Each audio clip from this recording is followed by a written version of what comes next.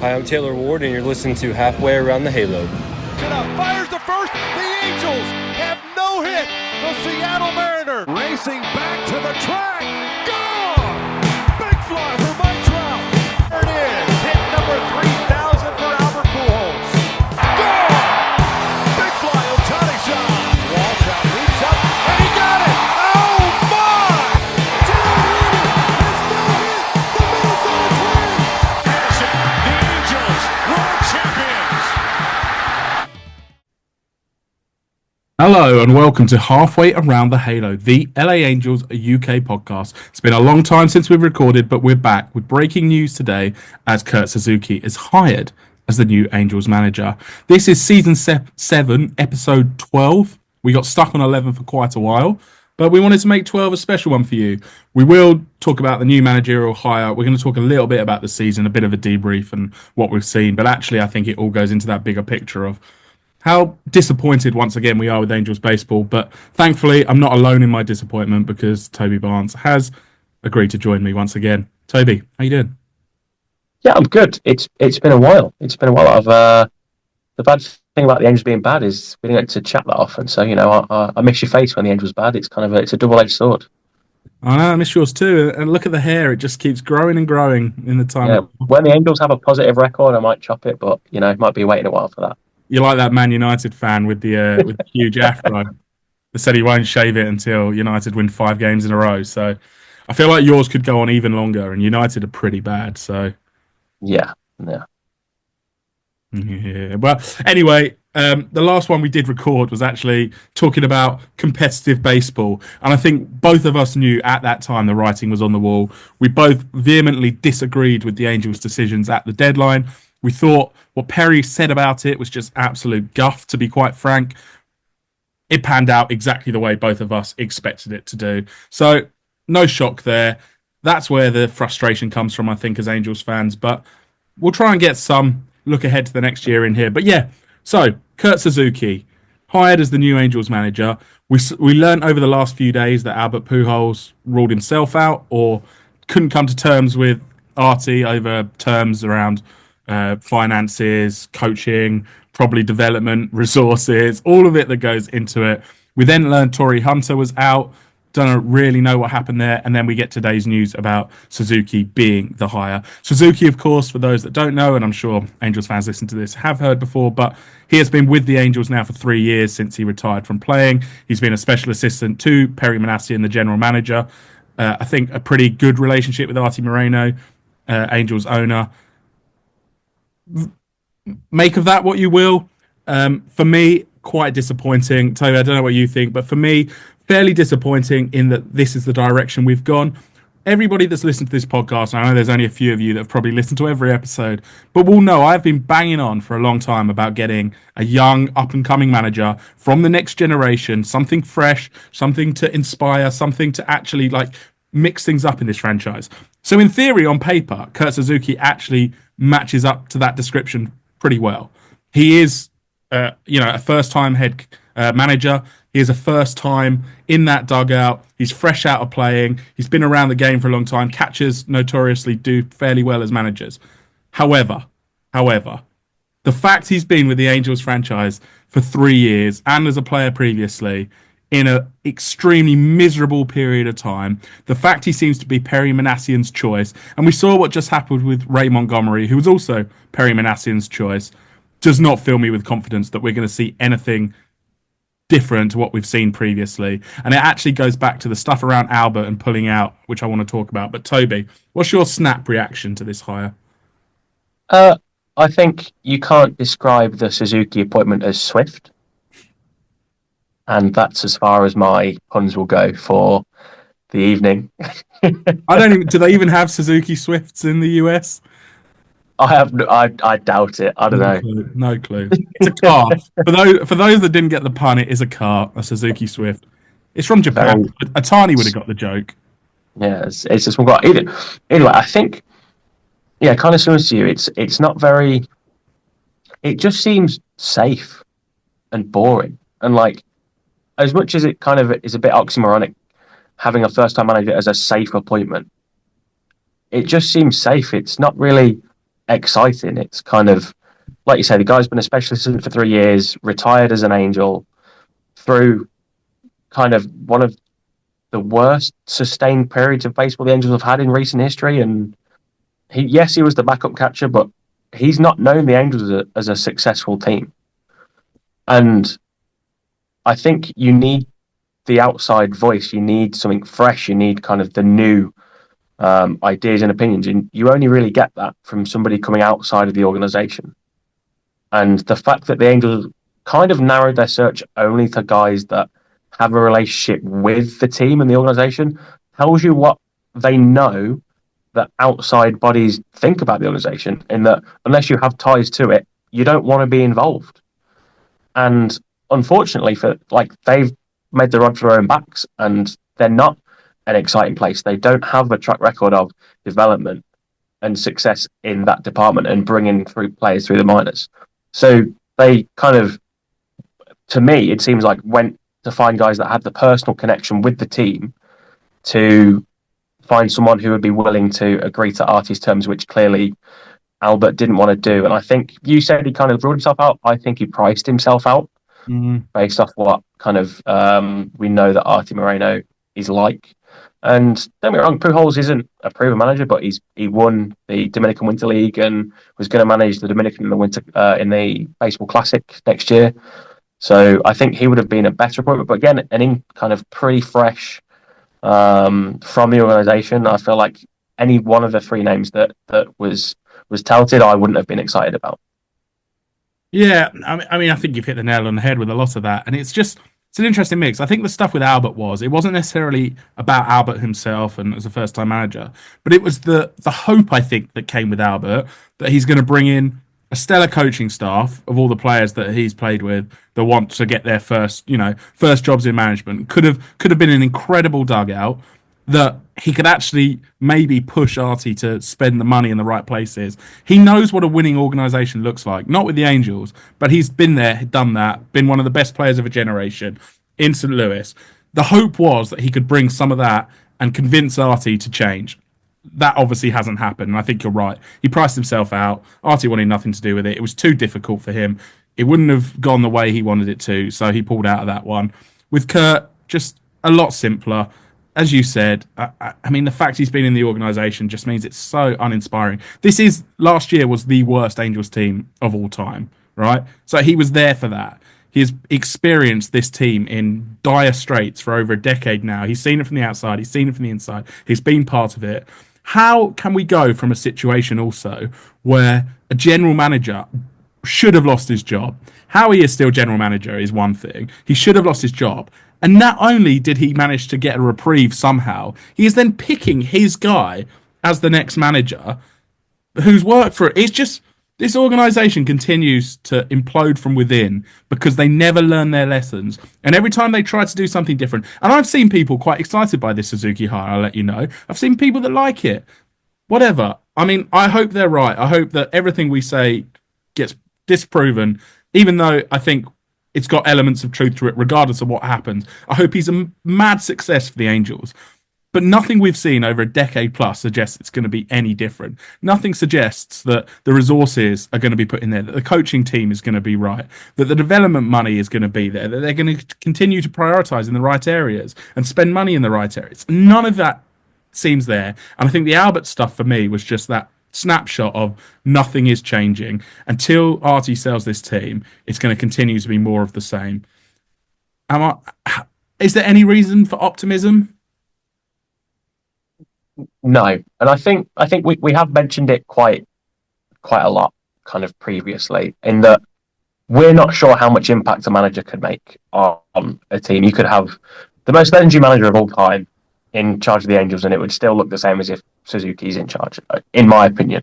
I don't think it moves the needle that much, as we've previously discussed. But what you need is that investment, which just isn't there. And hopefully with kind of the new appointment, it might spring a change and kind of go, you know what, let's actually put some trust in the system behind the manager rather than just trying to put kind of 11 serviceable players together, because that's all the Angels seem to have every year, kind of between the pitching and the position players, about 11-ish that you could go, they would fit into most teams. Beyond that, it's like they're minor leaguers. Yeah. So you need to get the players right. You can't do a lot as a manager if you don't have the players. And the Angels just consistently don't have the players. And you can't just get these 1 year relievers and 1 year kind of journeyman guys who have had one good year 5 years ago that have been on a reclamation project ever since. And it just doesn't work. Like I say, I don't know how Manassian still has a job. The Angels haven't won. The minor league is the worst it was ever been last year, or this kind of season just gone. It's the worst the minor league teams have ever performed. And he's still in his job. I'm like you. I am baffled by that. And like you say, Suzuki is his guy. He was a special assistant to Perry Manassian. So it's just, it just beggars belief. It really, really does. And don't get me wrong. Nick and I, some people say that we are too negative when we come on here. All we want is for the Angels to succeed. That's all we want. We would love the Angels to make the playoffs and do well. And we would then be able to do podcasts throughout the season. It demoralises us having to come on here and be negative, and we really don't want to do it. We really want them to succeed. Don't get me wrong, I would love Suzuki to be an incredible appointment, but I don't think his appointment alone will put in place what needs to be put in place. I think that's exactly it for me. Suzuki could be an incredible appointment. Like, we don't know. He's a first-time manager, whatever. It's a manager. It doesn't change the direction of the franchise. It doesn't alter things. But what the appointment does symbolise is that nothing is going to change. I think that's the frustration for me. It's nothing to do with the person. It's everything that's come with it in this managerial search.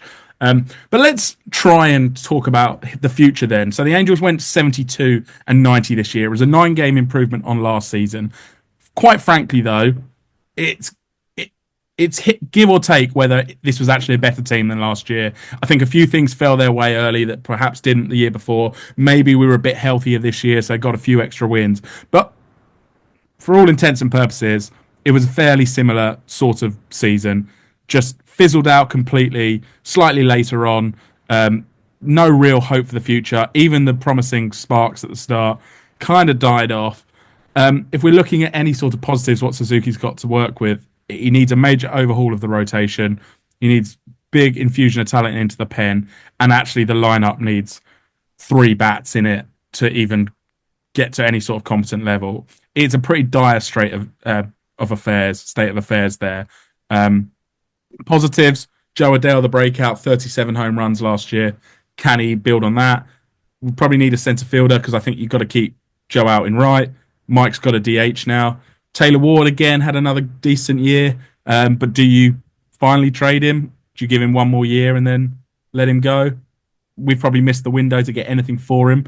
I know there was a lot of talk at the deadline and people saying that we actually weren't getting great offers for him, but we'll see how it is. We need a third baseman. I saw a stat earlier. My mate, Stephen Weinberg, told me that the last time an Angels third baseman played 100 games was Yunel Escobar, like 9 years ago, which shows that position needs a lot of work.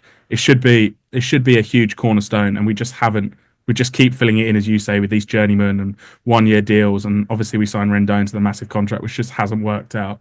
But just a real difficult place to be in. Zach Neto, probably the lone guy that you can count on. I mean, he's still going to be very good. He continues when he's healthy. When he's healthy, but he is excellent. Shanuel, fine. Probably that's about it. As the back end of the year went, he led the Angels' average last year with 264.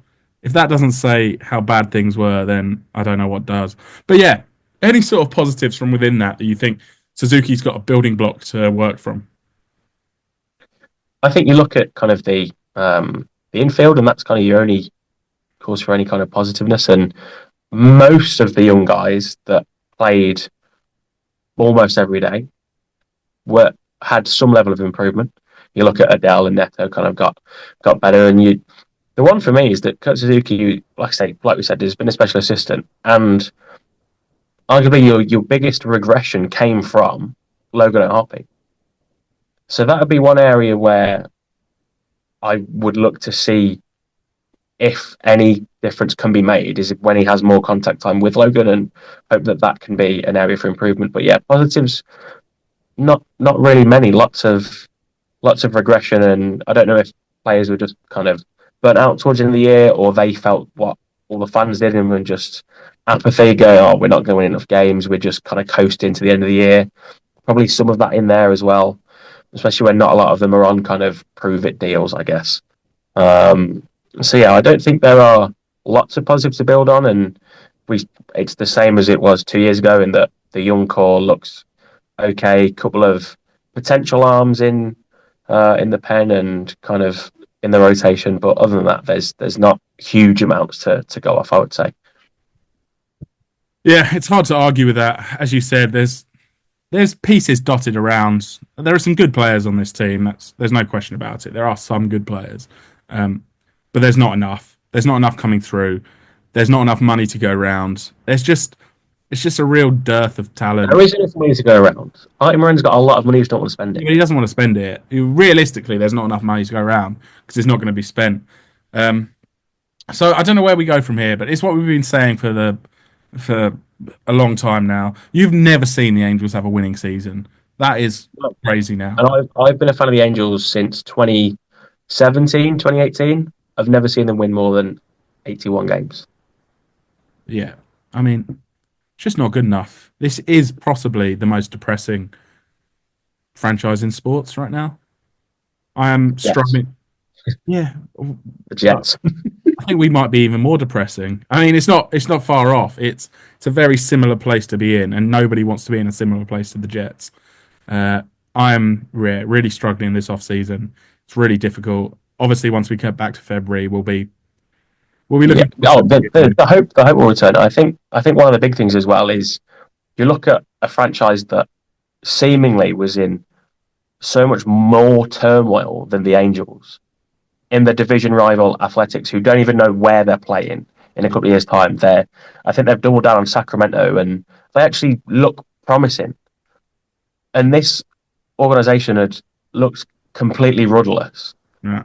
And they actually, I mean, obviously they finished ahead of the Angels in division, and they actually have quite a few promising pieces. And you look at kind of where that is compared to where the Angels be, and the Angels should be leaps and bounds ahead of the A's, but in fact they're miles behind. Yeah, it's frustrating. Our second overall pick last year seems to have some sort of injury. Didn't pitch. We don't know what will come of him, but again, missed opportunity for an infusion of talent, as we said all along, into the hitting ranks. Yeah, just a difficult place. And actually, you talk about division rivals. Let's move on from the Angels briefly into this World Series and how satisfying it was to see old foe George Springer give us something to shout about last night with an unbelievable 3-run bomb to take the Blue Jays to the World Series and knock the Mariners out. That would have been disaster, wouldn't it? Mariners against Dodgers. When you want both teams to lose, you can't even hate watch properly. It's just not an enjoyable experience. So at least we can go full Canadian here and support our brave boys in blue, the Toronto Blue Jays. Yeah, I recently took a trip out to Canada and absolutely loved it. So yeah, I am fully behind the Blue Jays in this. I mean, don't get me wrong, watching Shohei Ohtani is an absolute spectacle. I mean, what he did, kind of getting 10 strikeouts in 6 scoreless innings and 3 home runs in the same game, is completely absurd. Mm-hmm. And the fact that he's on the Dodgers reminds all the Angels fans of how he was mistreated and how the team could just somehow never put something together with him winning. It's just insane. However, on kind of flip of that, Vladdy Guerrero Jr., how people can put them in the same conversation right now baffles me. Vladdy is at the minute twice the hitter Shohei is. So yeah, he's just been electric. He was on another level in this championship series, wasn't he? I know he got MVP of it, but just looked a threat every time he came up to the plate. Was hardly swinging and missing, just connecting with everything. Something like 6 home runs, wasn't it, in the series? He's just, yeah. And he should have been an Angel. Let's not revisit that one. Should have been an Angel. Shohei could still have been an Angel. But what you will say is, to give them some credit, I mean, that performance the other night, the Angels development team deserve such a thumbs up, don't they, for that job they did with Shohei, getting him to that place, because it wouldn't have happened without us. For those just listening to the audio here and not watching the video, I have got a big smile on my face because I am not being serious. Shohei is a freak in the nicest possible way. He is a wonderful, wonderful baseball player. The greatest I've ever seen. The greatest probably any of us will ever see. Just magnificent. And I hate the fact he's doing that up the freeway in LA. If he was doing it anywhere else, I think I would still be supporting him every step of the way, but you can't really do it when he's in the Dodgers. But he's a credit to the game. He brings in new fans. He gets people excited about the sport, and ultimately that's something we want. So good luck to Shohei in the World Series. I hope you lose, but I hope you have a really good series. But let's fingers crossed the Blue Jays batter them. Yeah, I mean, it was quite ironic when the Dodgers had their kind of slip-ups towards the end of the season that Shohei was still posting incredible lines of pitching and hitting, and kind of the old tungsten arm memes were coming out. And it was just it was nice to be on the flip side of that, considering it happened to us for so long, to know that, I mean, obviously the Dodgers are now in the World Series, but when they had their kind of mini stumble and Shohei was still performing, it was nice to see another team get kind of dunked on for one player's good performance, but the team being terrible. And let's not forget the Angels swept the season series against the Dodgers. So really, if they do end up winning the World Series, we can probably claim some of that as a better team than the Dodgers this season in a head-to-head. That's all we got to cling for. I'm going to do a little impromptu Halo or Hell No for you. Fantastic. I've just thought of a few questions. I've just thought a few questions in my head, so let's see how this goes. First one, the Angels will sign one of the top 4 starting pitchers on the market this summer, that being Dylan Cease, Framber Valdez, Ranger Suarez, or Zach Gallen. Hell no. Artie will not spend the money. If you go a tier below and you call it a top 15, he'll maybe sign somewhere between 15 and 11, maybe, but I can't see him spending up for a top 4 pitcher at all. So we re-signed Tyler Anderson. Is that what you're saying? Yeah. Yeah. Although I'm not. If he's in the top 15 available starting pitchers, then it's going to be a bit of a rough one in the market this winter. Fine. Next one. The Angels this time sign Pete Alonso. Hell no. The Angels are too comfortable with the fact that they have Nolan Schanuel at first base, and Mike Trout is now the permanent DH. Because there is no way Mike Trout doesn't play the field again, because I feel like the Angels can't trust Joe Adele in center. Mike obviously can't stay healthy in center, so Mike's permanently going to DH. So yeah, there's no way they're going to have Pete either at first or DHing, because those spots are filled in the eyes of the Angels.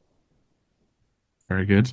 I mean, so far, by the way, I agree with both of your answers, unsurprisingly.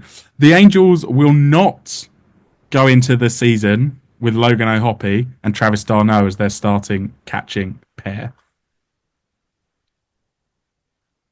I am going to give that one a hell no, because I think they are. I think they'll... is Travis's contract up, or did he got another year? He's got another year.